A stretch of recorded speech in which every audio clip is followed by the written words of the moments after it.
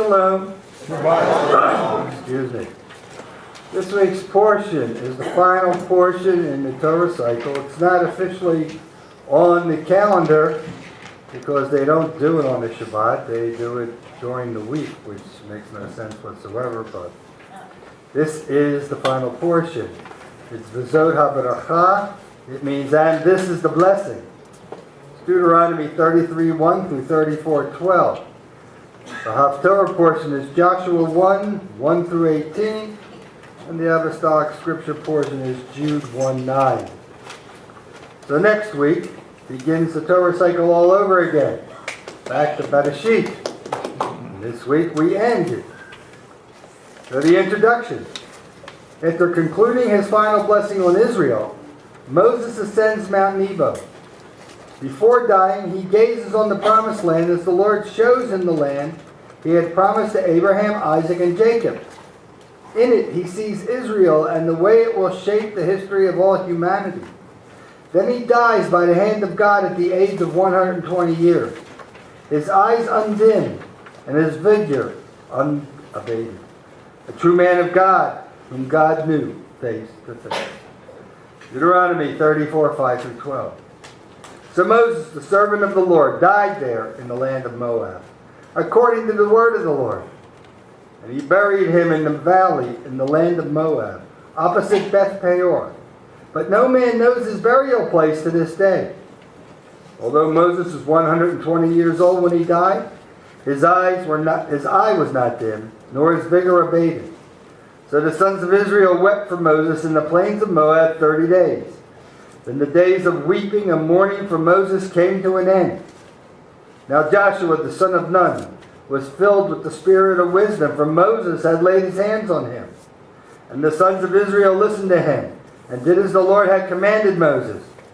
Since that time no prophet has risen in Israel like Moses, whom the Lord knew face to face. For all the signs and wonders which the Lord sent him to perform in the land of Egypt against Pharaoh, all his servants, and all his land, and for all the mighty power, and for all the great terror which Moses performed in the sight of all Israel. It's interesting, in the first verse, in 5, it says, So Moses, the servant of the Lord, died there in the land of Moab, according to the word of the Lord. The Hebrew word that's used there is the word peh. The word peh translates as mouth. So it says according to the word of the Lord, but actually it should be according to the mouth of the Lord. So in other words, the Lord spoke forth, Moses died. Took Moses' life from him. It's kind of a sad ending when you think about it, to a life that he spends all this time and he's not allowed to enter into a land, but to the promised land, because he made one mistake. In 40 years of dealing with Israel, he makes one mistake. But God holds leaders to a higher level of accountability. And Moses, being the leader that he was probably held to the highest level of accountability that you could be held. Because he was the one that God called out to free the Hebrews from the land of Egypt, to bring them into the wilderness, and then to make them into a nation. And it took 40 years.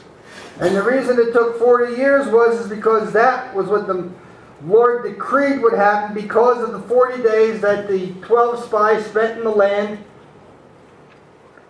the land of Canaan. Sad thing about it is that because they spent 40 days there, it was 1 year for each one of those. So it was 40 years that they would be. But the other thing that comes out of it is it took 40 years for that generation, 20 years of age and up, who came out of Egypt to die. It took them all that time to pass away. And the last one of that generation would be Moses.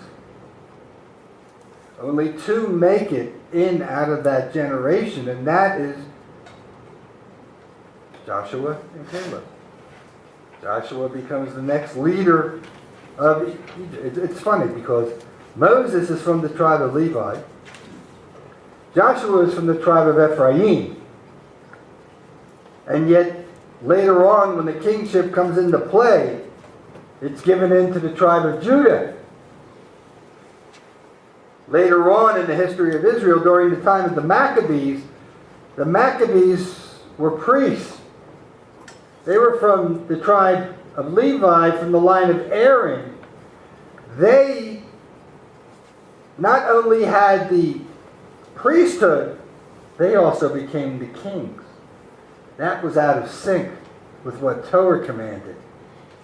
And once again, it would be proven that no matter how righteous you want to call them, or how they started out their kingship or their dynasty or whatever, that when you read the history of the Maccabees, that degenerated down until finally the final one of that generation passed away and was killed and removed from there.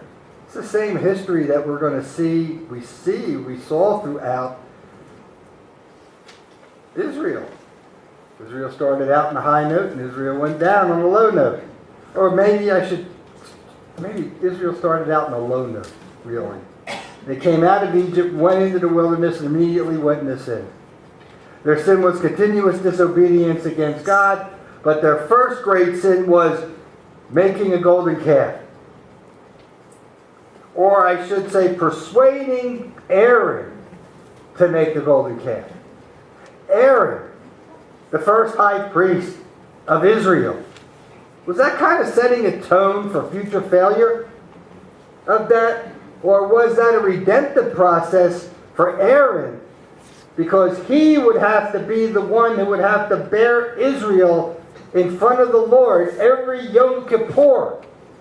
So for all the time that he would serve as the high priest of Israel, he would have to go in once a year into the Holy of Holies, bearing the sins of Israel before God.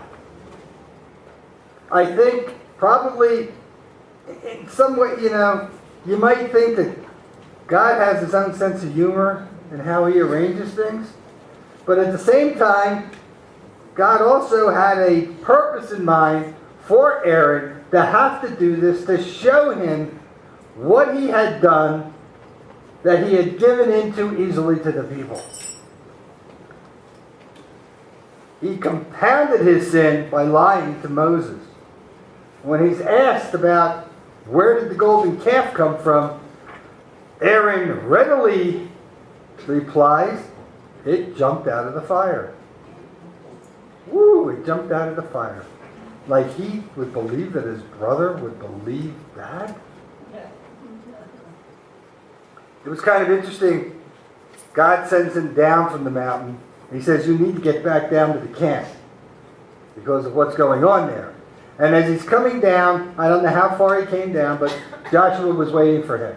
Because Joshua went up with him so far, stopped, and just waited there while he was up on the mountain.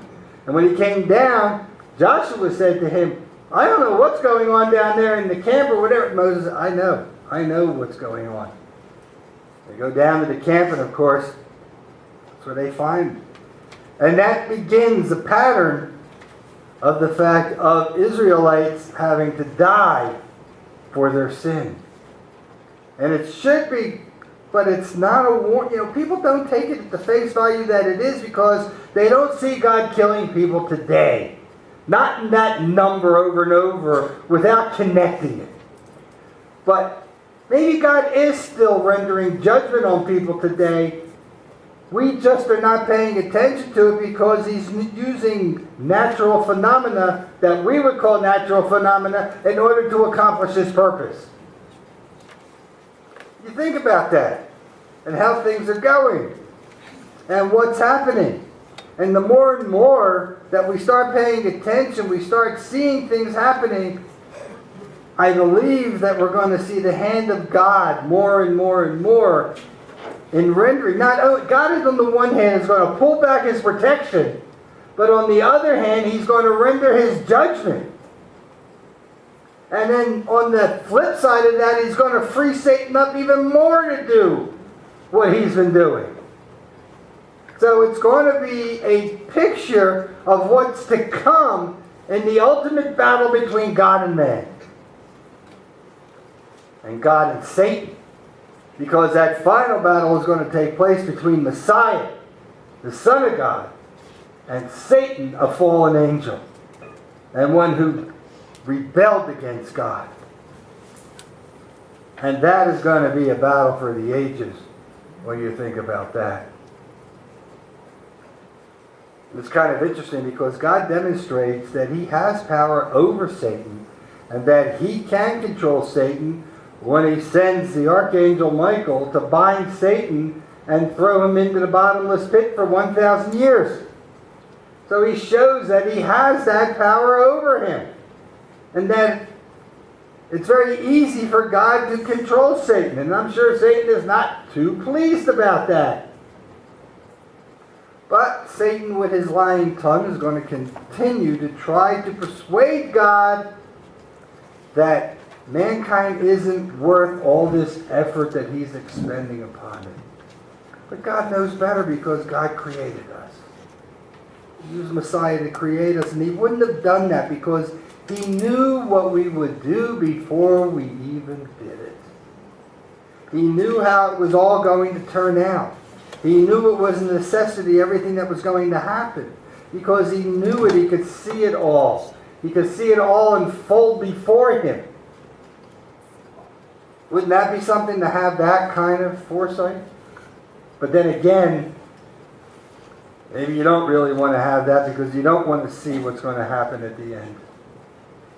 In Deuteronomy 34, 5 through 12, I already read that part. So it always amazes me too. Moses is 120 years old. And it tells us in there, his eyesight was still fine. And apparently he had no fatigue level whatsoever and no aches and pains.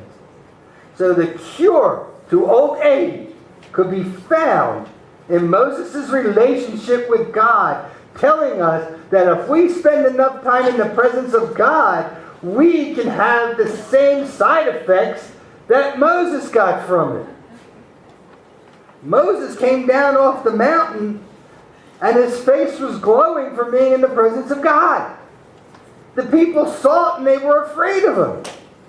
So what did he do? He put a veil over his face to cover the glow of that. If the people were smart, they would have allowed him to walk around with his face unveiled, and they could have drawn in some of that. But then again, maybe God didn't want them to have any of that, because he didn't want them to keep on going. But the thing about it is that eventually we will be able to be in the presence of the Father and the Son in that same power that Moses was able to be in. And we will be able to be fed by God. Think about that. Being fed by God. How many times did Yeshua teach that he was the water of life? He was the bread of life. He could give us everything that we needed and we would not hunger anymore. He could do all of that. And one day we will be in the presence of God. And maybe then we won't need these things, that we will be fed by God himself. I'm looking forward to that. You know, this world is one thing, but I'd rather see the world to come. I'd rather see what God has in store for us. We get little pictures of it when we read the Bible, but I don't really think we can get the full grasp and the full picture of what God has in store for us. That the blessings that he wants to pour out on his children. Moses passes away. God buries him. Has God ever buried any other individual? He didn't even bury his own son. His own son was buried by man because it had to be done that way because of prophecy. But Moses is buried by God. Moses is killed by God. We don't know how God accomplished what he did to Moses. Somehow I believe that he just took away that spirit that was within him, that spirit of life that was thriving within him, and Moses just passed away. And he buried him. But he buried him where nobody would know where he was at. Why did God do that? Personally, I believe that the reason that he did that was he didn't want the people to turn Moses' burial place into a shrine. He didn't want them to come and start worshiping Moses and lose sight about keeping focused on God and their relationship with him. I mean, come on. People today worship all kinds of things.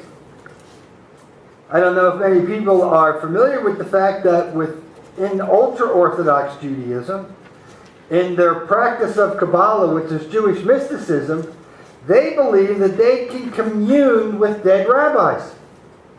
They have a practice where they go to the cemeteries where these famous rabbis are buried, and they lay on their graves, and they believe that they can spirit to spirit connect with them. That's just as bad, if not, worse, than what some people in the church do when they worship idols or saints. How can a saint intercede on your behalf between you and God when God says that the only way you can come to him is through his Son? How many people try to attain a relationship with God by trying to go to the mother of Yeshua and use her to somehow influence her son? I mean, come on, that's kind of twisted thinking. Our relationship with God is direct. It's direct through Messiah. He's our intermediary. That's the whole picture of the high priest in the sacrificial system. His job was to intercede on our behalf between us and God. That was his responsibility. He was the only one who could go into the Holy of Holies once a year to intercede on our behalf with God. The only one, a picture of Messiah, who intercedes on our behalf. Right now, he's interceding on our behalf. He is at the right hand of the Father right now. He's waiting for the Father to release him to come back again. But in that intermediary time, he is interceding on our behalf. So we need to pray to him to intercede with the Father. Now, even the Hebrews, the Jewish people are going to tell you that they have a direct connection to God. They don't need any intermediaries. If they understood their own system, they would know that an intermediary is required, because why do you think you had a high priest? It's always interesting in the synagogue, the practice is that they give out in the larger synagogue 7 readings on the Shabbat.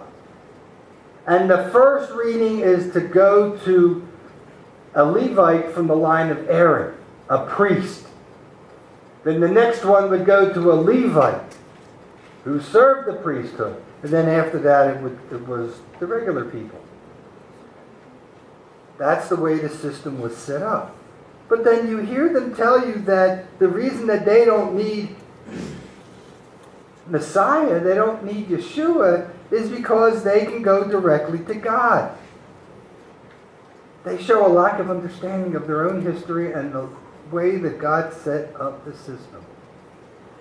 He's always required an intermediary. Moses was an intermediary between Israel and God. Aaron became the high priest. God was dividing the leadership of the nation into 2 parts. You would have your leader on the one part, and you would have your priest on the other side. Later on, it would become the kings. Moses, for all intents and purposes, and so was Joshua, they were actually kings. But they didn't have that formal title. But then again, they also had the power that God gave to them that was greater than any king that ever ruled in Israel. Greater than even David. David didn't have the power that Moses did. Moses was as close to being a righteous man as you could get, except he missed the last percent. So would that mean that Moses was a failure in that? No, Moses wasn't a failure in that, because Moses appears on the Mount of Transfiguration in the Apostolic Scriptures with the prophet Elijah to speak to Yeshua. And what does the Scripture tell us about what the discussion was? They were discussing what he was going to be encountering and going through. Like they needed to come and really discuss that with him? Simon wakes up in the middle of that discussion, and he probably kind of his eyes in that bright light and everything that was there, because he saw Messiah in his glory that he was there. He immediately thought that it was probably the fulfillment of Sukkot, and he said, we need to build sukkahs for you so we can house all three of you there, the guests and all of those things. He was out of timing. His timing was off with that. He didn't have it correct at that point. But the important part of that thing is that Moses was there in the land, on the mountain, finally made it in. God brought him in. The other thing is that God kills Moses in his physical body, but yet later we see him spiritually alive with God. Most people, when they die, will lay in the grave until they're resurrected. But God can choose the individuals that he wants to be with him for whatever reason that he wants to. Some people, they say that, well, it says in Scripture that, when you die, you'll be in the presence of Messiah and in the presence of God.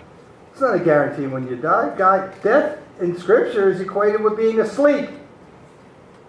So the thing is that when you die, if that's supposed to be a form of sleep, well, every night that we go to sleep, we're not sure if we're going to wake up the next day. I mean, that's the reality. Think about it. You go to sleep, do you really know that you're going to get up the next day? So, if you go to sleep when you die, you don't know how long you're going to be asleep in there, and then when you wake up the next time, you'll be in the presence of God. So it doesn't matter how much time that you spend in the ground, God's going to bring you back. Except it's going to be a better place that he's going to bring us to than the place it is now. It's kind of interesting, all the news shows that you watch these days and everything that you see on there. They keep talking about the United States and how it's on a downhill slide. And the thing that they keep talking about is that its age as a republic is getting up there. And when republics get to that age, like Rome and Greece and all of that, it runs its life cycle out. And it's done, and it's time for something new to come up in its place. God knows the way that this world is going, we need something new. Because what they want to replace everything with here now is not going to be any better. It's going to be downhill, people. It's going to be a time that we're alive, that we need to hold on to God and hold him tighter than we've ever done before. And if you don't hold close to God, and if you walk away from your faith in God, God's going to break faith with you. God's not going to chase after you. God's presented you with the truth, and now it's up to you to decide what you're going to do with it. Joshua knew what the truth was, and he kept faith with God. Caleb knew what the truth was, and he kept faith with God, and both of them were rewarded. They were allowed to go into the land. But did they have a complete time of peace when they were in the land? No. They fought almost the entire time that they were in the land during the lifespan of Joshua, until Joshua finally said, I'm too old to continue on. I can't do it any longer. And they stopped. They didn't continue on after that, so they never possessed all of the land that God had promised to Abraham, Isaac, and Jacob.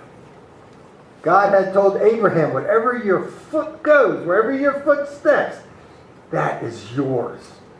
So he wandered from one part of the promised land to the other part of the promised land. He went back and forth. It didn't mean he was constantly on the move. He would stop for a while in the different places, graze his flocks and everything that he needed to do. Every place that he went, he became wealthier and more important. And people saw that he was being blessed. They saw that something was different about him. In Joshua 1:16 through 18, it says, "And they answered Joshua, 'All that you have commanded us we will do, and wherever you send us we will go. Just as we obeyed Moses in all things, so we will obey you. Only may the Lord your God be with you, as he was with Moses. Whoever rebels against your commandment and disobeys your words, whatever you command him shall be put to death. Only be strong and courageous.'" So the people responded back to Joshua in an affirmation of accepting him as the new leader of Israel and to lead the people into the land. And it's kind of interesting, in verse 17 it says, "Just as we obeyed Moses in all things, so we will obey you." We have to remember this is the new generation. So maybe they were better at obedience than the old generation was. But I kind of find that humorous that just as we obeyed Moses in all things. I wonder if Joshua immediately was thinking, "Oh God, I really hope that this is a brand new generation and not the one that I witnessed for 40 years in the wilderness."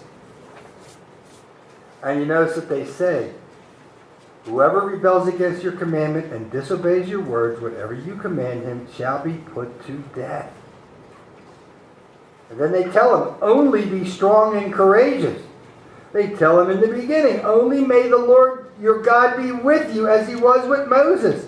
They want to make sure that Joshua is doing God's will, that God is in control. I don't know how they couldn't see that, because they were there when Moses commissioned him. When Moses set him apart by laying his hands on him, and God had instructed Moses to give him some of his spirit. He didn't give him all of his spirit. He only gave him some of it. But yet that was enough that the people would know that Joshua had been called out by God and was the successor to Moses. Moses never chose Joshua. Moses said to God, "You choose the man that you want to lead Israel." That's the way it was always supposed to be. God was to choose the leader of Israel. The people were not to choose the leader of Israel. The leaders of Israel were not to choose themselves. But the kings of Israel, the first thing that Saul thought about was that David is going to take the throne if we don't kill him, he tells Jonathan, his son. And Jonathan, who's this tight with David, is disappointed in his father. And then he talks back to his father, and he tells his father, how can he do that? How can he treat him that way? And Saul's response is that he's going to destroy our dynasty. He doesn't have a dynasty. So he relinquishes the control that he's supposed to have, but we always have to remember one thing about Saul. Even though God chose him, he chose and gave to Israel the king that they wanted. That they wanted. What did they say to Samuel? They said, "We want a king like the nations." And they got a king like the nations. And slowly but surely Saul went downhill. And then that repeats itself in the kingship of Israel. David, who God chose, was not perfect. He had many imperfections. But he was a man that God chose. He was a man who would acknowledge his sin. The unfortunate thing was he acknowledged how to keep acknowledging his sins over and over and over again, because he kept repeating his sins over and over and over again. But that sets the tone for us. We're in the same way.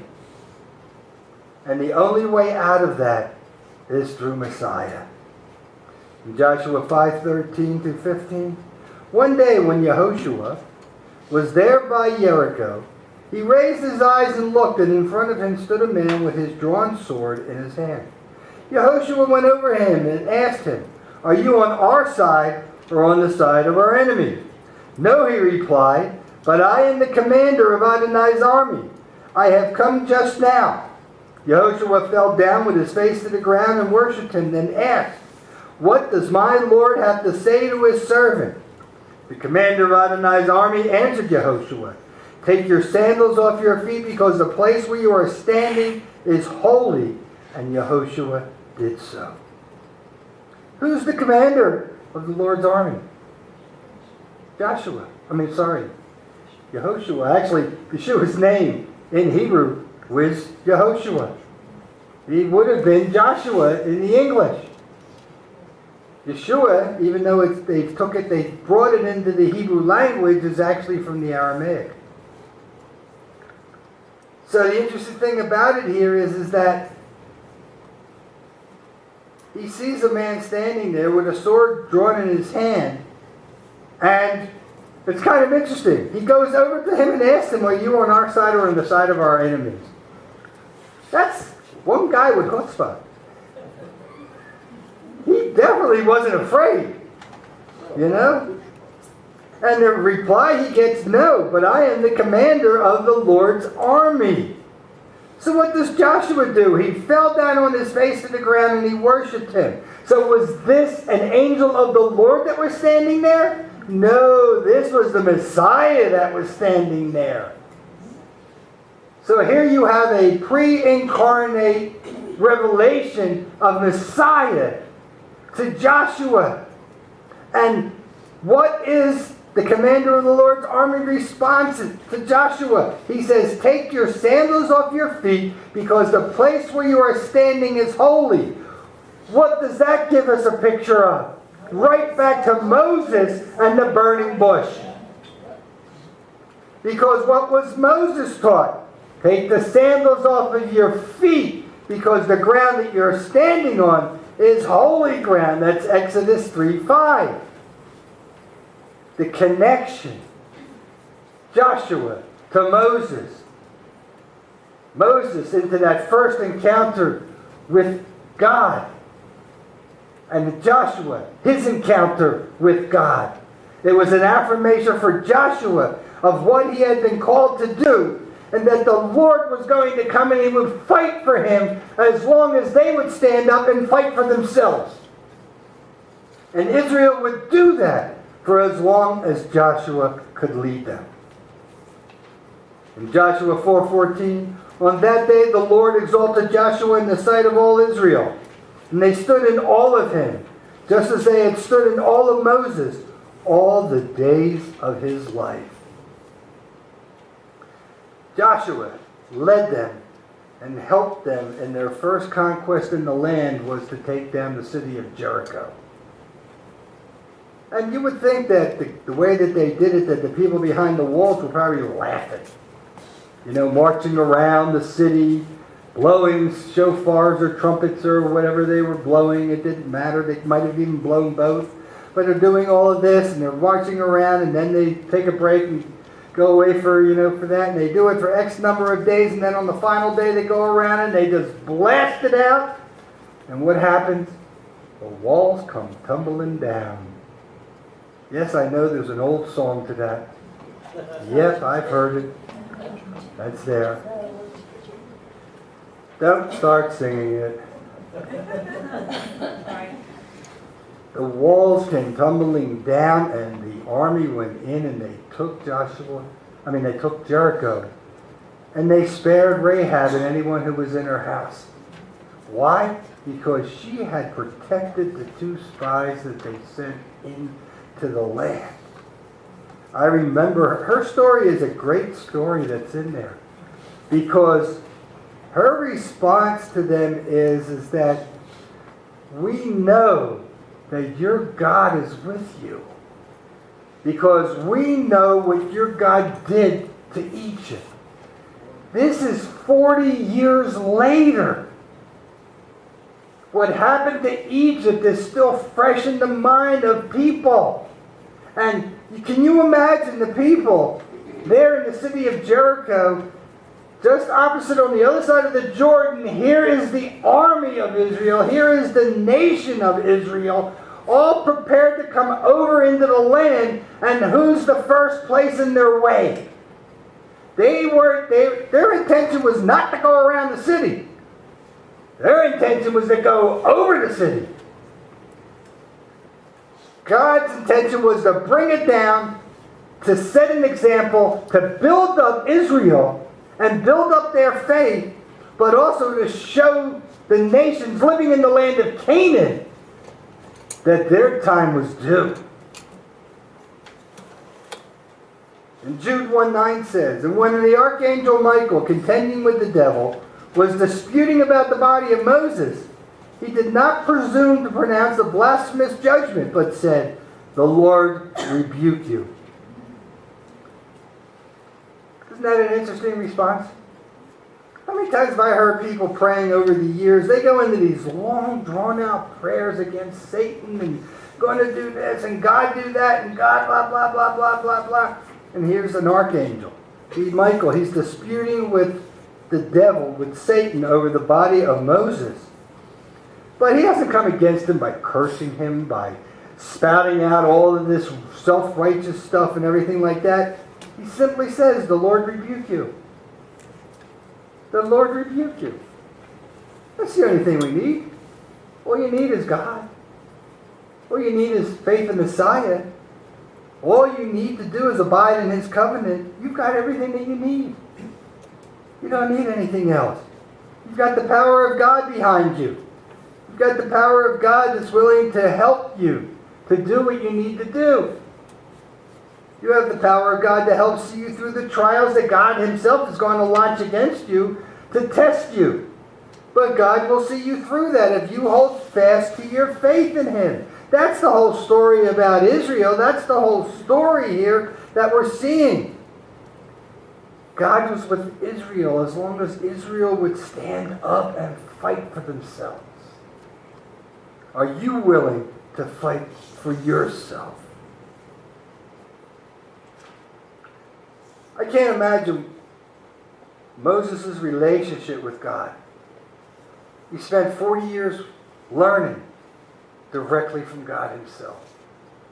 Directly from the author of the Torah. He was taught by God. He learned and he applied it in life, and then he took what he learned and he taught it to the children of Israel. And then for them to remember, and for every generation after that, near the end of his life, he wrote down the Torah into a book, and he gave it into the custody of the priest, and he told them to place this alongside the Ark of the Covenant. You notice he didn't say place it on the inside of the Ark of the Covenant. Why? Because they needed that book of the Torah on the outside, because they needed to live their lives by that, and whatever was in the Ark, the 2 stone tablets, the rod of Aaron, and a jar of manna, that was never going to be taken out of the Ark. It would remain within the Ark. The Torah was not meant to remain within the Ark. The Torah was meant to be on the outside to teach us. To teach us about having a covenant relationship with God. But even more importantly, it was to teach us about our redemption through Messiah. Everywhere I read throughout the Torah, throughout the Tanakh, I see Messiah. He walks through those pages. He's there. And He's waiting for us. I don't need the New Testament to show me the Messiah. 2,000 years ago, they did not have a New Testament. So everyone that came to faith in Messiah did it by the witness of the disciples, but also did it through the testimony of Torah. What did Yeshua say about Himself? He said about Himself that the Torah and the prophets and the Psalms, they testify of me. Or I think it's just the Torah and the Psalms He actually refers to.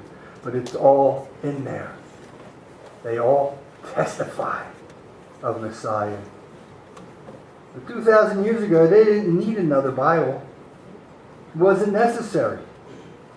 Some people like to talk about that the Tanakh, or the Old Testament as they unfortunately refer to it, is Messiah hidden, and that the New Testament is Messiah revealed. He's revealed in the pages of the Torah over and over and over again. And we see his redemptive aspect, and we see his kingly aspect, and we see the power that he has and what he's willing to do. Next week we begin all over again with Bereshit, in the beginning, when he created everything. Isn't that power?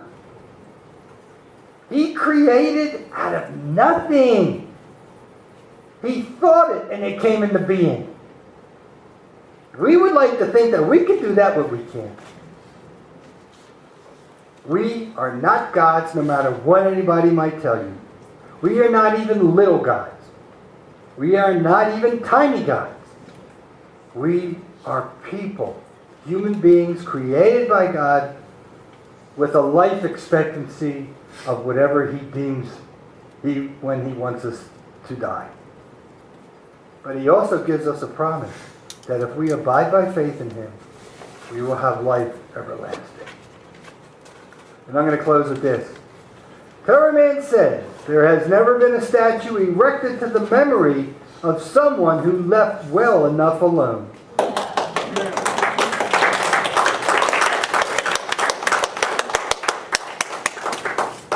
Can you imagine how things would have turned out if God just said to Moses, when Moses protested wanting to follow him and do what he was told to do, if he just said to Moses, all right, Moses,